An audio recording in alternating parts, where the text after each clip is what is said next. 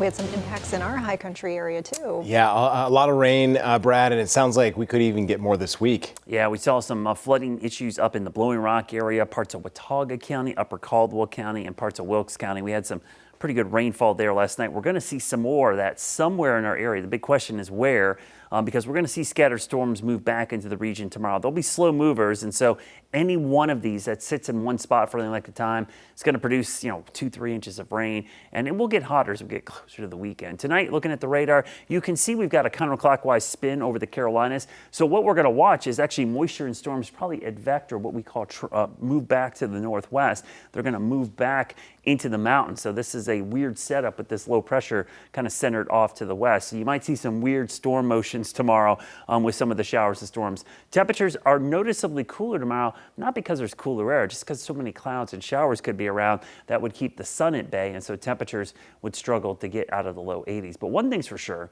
it's going to be super muggy. The air you can wear is with us all week, so that super sauna-like air is going to be locked in place. That's also why any rain that does occur will be very efficient at dumping a lot of rain. You see that big plume of moisture. Notice it's trying to back up or push in from the coast because of this upper low back to the west. And this kind of persists for most of the week until we get to the weekend and we start to push it out a little bit. So the excessive rainfall outlook, which is a product we show you from the Weather Prediction Center, shows you basically a low risk for flash flooding, 5 to 10% chance of a flash flooding incident in our area. So not widespread, but certainly some localized flooding is possible. And you can see those scattered showers and storms, maybe even in the morning, waking up to some. But notice the movement, very slow and kind of east to west, so not your normal movement here.